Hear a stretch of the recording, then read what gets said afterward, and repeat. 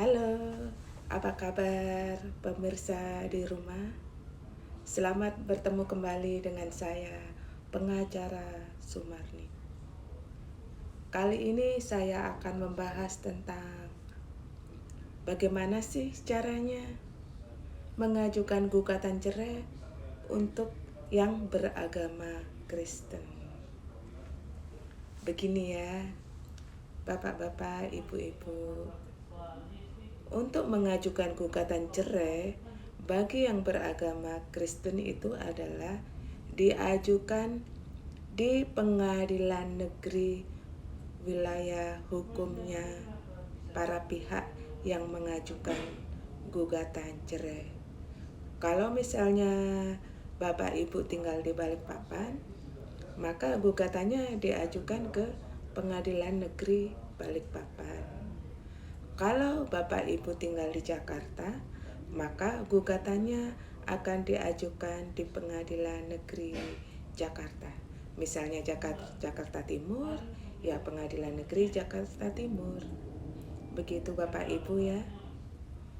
Untuk berkas yang diperlukan untuk mengajukan perceraian, 1. Akta perkawinan dari catatan sipil.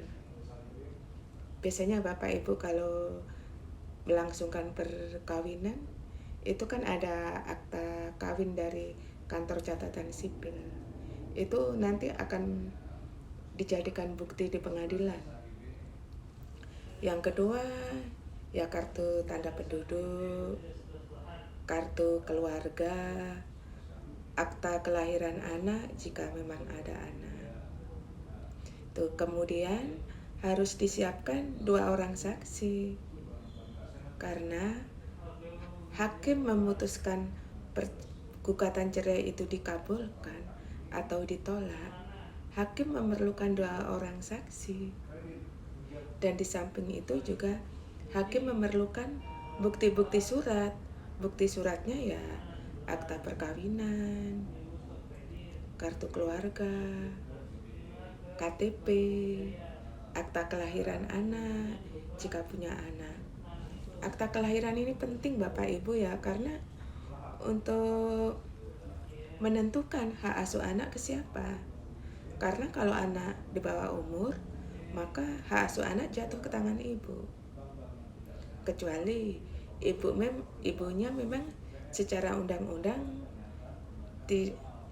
tidak berhak untuk mengasuh anak atau kehilangan hak asuh anak.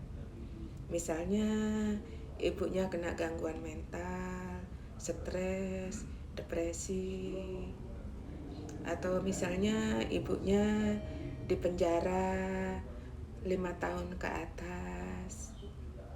Misalnya ibunya itu pemabuk, penjudi, yang memang tidak layak untuk mendidik anak, itu bisa kehilangan hak asuh anak. Kemudian jika untuk mengajukan gugatan harus ada syarat-syarat yang memang diperbolehkan untuk mengajukan cerai. Karena alasan untuk mengajukan cerai itu juga diatur oleh undang-undang. Tidak bisa kita mengajukan cerai dengan alasan-alasan yang tidak masuk akal, yang tidak sesuai undang-undang. Misalnya suami mengajukan cerai karena istri sudah tidak cantik lagi, sudah tidak ada rasa cinta lagi. Kalau alasannya cuma seperti itu ya tidak bisa dikabulkan perceraiannya. Perceraiannya akan ditolak. Jadi harus ada alasan yang memang alasan itu cukup secara hukum untuk mengajukan perceraian. Misalnya terjadi pertengkaran terus-menerus yang tidak bisa didamaikan lagi. Misalnya istrinya dipenjara 5 tahun. Atau misalnya salah satu pihak meninggalkan selama 2 tahun berturut-turut tanpa izin dari pasangannya. Misalnya suaminya kabur atau istrinya kabur, tidak diketahui lagi. Itu bisa untuk mengajukan